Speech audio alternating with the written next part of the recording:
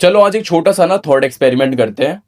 मान लो कि तुम्हारी ना मॉम की डेथ हो जाती है। ठीक है, इमेजिन करना है कि भाई तुम्हारी मॉम की डेथ हो गई है और तुम ना उनके फ्यूनरल पे खड़े हो और सब लोग एक्सपेक्ट कर रहे हैं कि भाई तुम वैसा ही रिएक्ट करोगे जैसा सदियों से होता आ रहा है। जब किसी की मॉम की डेथ हो जाती है तो उनका सन हो या कोई भी रिलेटिव हो, वो किस तरीके से रिएक्ट करते हैं। वो रोते हैं, परेशान होते हैं, टूट जाते हैं। सब तुमसे भी ये एक्सपेक्ट कर रहे हैं कि भाई तुम भी कुछ इसी तरह का रिएक्शन दोगे। लेकिन क्या हो अगर तुम रो ही ना पाओ, तुम्हें अंदर से रोना ही ना आए, तो तुम बोलोगे यार सब लोग मुझे इनसेंसिटिव समझेंगे, तो बोलेंगे यार ये बंदा कितना ज्यादा बेदिल इंसान है, ये अपनी माँ के फ्यूनरल पे नहीं रो रहा। अब पिक्चर को ना थोड़ा और आगे बढ़ाते हैं। मान लो कि तुमने अब किसी का मर्डर कर दिया, तुमसे जाने अनजाने में एक मर्डर हो चुका है और तुम अब ट्रायल के लिए जाते हो और तुम ये सोचते हो कि भाई मर्डर करना यार एक बहुत बड़ा क्राइम होता। तुम सोचते हो कि यार मेरे जो ट्रायल रूम में या कोर्ट रूम में जो भी बात होगी वो मर्डर से रिलेटेड होगी।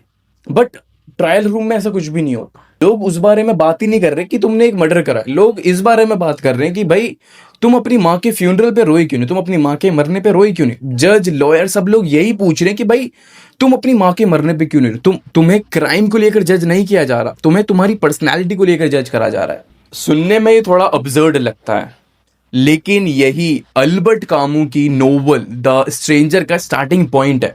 ट्रस्ट मी, ये सिर्फ एक मर्डर मिस्ट्री या क्राइम नोवेल नहीं है। कामू इस स्टोरी के थ्रू एक बहुत ही अनकंफर्टेबल क्वेश्चन पूछने की कोशिश कर रहे हैं कि भाई सोसाइटी जो होती है वो सच में सच सुनना चाहती है या फिर सोसाइटी सिर्फ उन्हीं लोगों को पसंद करती है जो उनके बनाए गए रूल्स के अकॉर्डिंग जीतते हैं, उनके बनाए गए रूल्स के अकॉर्डिंग अपने इमोशंस को शो करते हैं। और फिर इसी सवाल को समझने के लिए ना हमको कहानी के मेन कैरेक्टर को समझना होगा जिसका नाम मुर्जो है।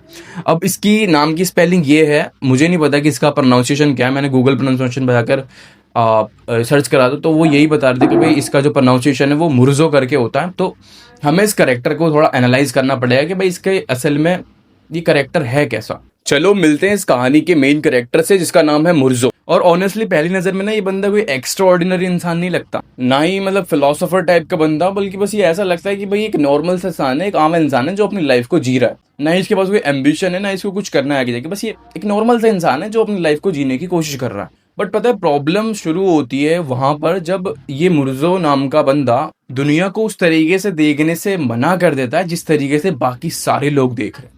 क्योंकि नोवेल की ना पहली लाइन ही देखो, नोवेल की पहली लाइन में ही अल्बर्ट कामू लिखते हैं कि भाई आज माँ मर गई या शायद कल, मुझे ठीक से नहीं पता। मतलब वो ये कह रहा है कि भाई आज माँ मर गई या शायद कल, उसकी मॉम की डेथ हो गई और उसे ये भी नहीं पता कि भाई आज हुई है या कल हुई है, और उसे ठीक से नहीं पता इन बातों को।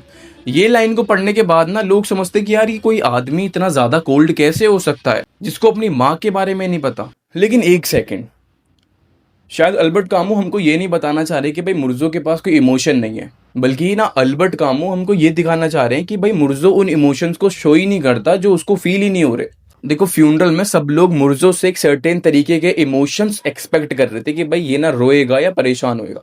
बट मुर्जो जो है ना वो उन इमोशंस को शो ही नहीं करता जो उसको फील नहीं होते। वो कोई झूठे इमोशंस का नाटक नहीं करता। और शायद यही बात इस कैरेक्टर को इतना ज्यादा अनकंफर्टेबल और डिस्टर्बिंग बना देती है। तो यहाँ पर ना स्टोरी और ज्यादा इंटरेस्टिंग हो जाएगी क्योंकि यहाँ पर ये जो मुर्जो नाम का कैरेक्टर है ना ये मर्डर कर देता है।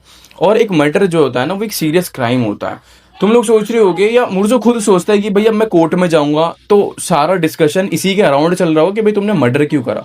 लेकिन जो डिस्कशन होता है वो मर्डर के अराउंड चलता ही नहीं है। डिस्कशन चल रहा होता है कि भाई तुम अपनी माँ के फ्यूनरल पे रोए क्यों नहीं। मुर्जो सोचता है कि यार ये क्या अजीब बकवास चल रही है यहाँ पर, मैंने मर्डर करा है तो कम से कम मेरे मर्डर के बारे में जिक्र होना चाहिए ना। ये उसकी पर्सनैलिटी पर बात चल रही होती है, वहां पर ये बात ही नहीं चल रही होती कि भाई तुमने मर्डर क्यों करा। तो मुर्जो खुद परेशान होता है कि भाई ये चल क्या रहा आखिरकार, मेरी पर्सनैलिटी को लेकर क्यों बात हो रही है यहाँ पर। और पता है यहाँ पर मुझे लगता है कि भाई कामू ना हमको एक चीज नोटिस करवाना चाह रहे हैं और वो चीज ये है कि भाई सोसाइटी को ना सिर्फ तुम्हारे एक्शन से प्रॉब्लम नहीं होती, कभी कभी ना सोसाइटी को तुम्हारी ऑनेस्टी से भी प्रॉब्लम होती है। क्योंकि ना हम सबके दिमाग में एक टेम्पलेट बना हुआ है कि भाई एक अच्छा बेटा कैसा होता है, एक केयरिंग बेटा कैसा होता है, एक दुखी बेटा कैसा होता है। जब तुम उस टेम्पलेट के तहत फिट नहीं बैठते तो फिर तुमको जज करना शुरू कर दिया जाता है कि भाई ये बंदा हमारे एक्सपेक्टेशन पे खरा नहीं उतरा, ये बुरा बेटा है। और मुझे लगता है कि भाई कामू ना यहाँ पर एक सवाल छोड़ जाता है, क्या भाई सोसाइटी जो होती है वो ऑथेंटिसिटी को सेलिब्रेट करती है या फिर सिर्फ वही ऑथेंटिसिटी पसंद आती है जो हमारी एक्सपेक्टेशंस के अंदर फिट बैठती है। देखो यार अब तक ना हमने स्टोरी की बात करी थी, लेकिन अब आते हैं कि भाई अल्बर्ट कामू जो है ना वो इतना ज्यादा फेमस क्यों है। और ट्रस्ट में सुनने में काफी ज्यादा कॉम्प्लिकेटेड लगता है, लेकिन ये इतना ज्यादा कॉम्प्लिकेटेड है नहीं। देखो, कामू कहते हैं ना, इंसान के अंदर एक बेसिक डिजायर होती है सब कुछ समझने की। इंसान चाहता है कि भाई मेरी हर चीज का ना जवाब दिया जाए। एक ह्यूमन चाहता है कि भाई उन्हें बताया जाए कि हमारा पर्पस क्या है इस दुनिया में आने का, हम इस दुनिया में क्यों आए हैं, what is the meaning of our life. इसलिए हम साइंस में, फिलॉसफी में, रिलीजन में, रिलेशनशिप्स में एक मीनिंग ढूंढते रहते हैं। लेकिन प्रॉब्लम पता है क्या होती है कि जब हम लोग यूनिवर्स से पूछते हैं कि भाई हमारा पर्पस क्या है, तो यूनिवर्स हमको असल में कोई जवाब ही नहीं देता। यूनिवर्स साइलेंस से रहता है, यूनिवर्स चुप रहता है, हमारे सवालों को जवाब ही नहीं देता। हम यूनिवर्स से पूछते हैं कि भाई हमारी सफरिंग का क्या पर्पस है, यूनिवर्स कोई जवाब नहीं देता। हम पूछते हैं कि भाई ये मेरे साथ ही क्यों हुआ, यूनिवर्स कोई जवाब नहीं देता। हम पूछते हैं कि भाई मरने के बाद क्या होगा, यूनिवर्स कोई जवाब नहीं देता। और फिर कामू कहते हैं कि भाई यही मूवमेंट है जहां पर अब्सर्ड पैदा होता है, जहां बेतुकापन पैदा होता है। एक तरफ इंसान है जो डेस्परेटली आंसर्स चाहता है और दूसरी तरफ यूनिवर्स है जो कि साइलेंस रहता है। बस इसी टकराव को अल्बर्ट कामू अब्सर्ड कहते हैं। और ध्यान देने वाली बात यह है कि भाई ये जो टर्म है ना, अब्सर्डिज्म, इसका मतलब ये नहीं है कि जिंदगी बेकार है, जिंदगी जीने का कोई फायदा नहीं क्योंकि यूनिवर्स हमारे सवालों का जवाब ही नहीं देता। इसका मतलब हरगिज ये नहीं है। इसका सिर्फ इतना सा मतलब है कि भाई इंसान डेस्परेटली आंसर चाहता है और यूनिवर्स हमको कोई भी आंसर नहीं देता।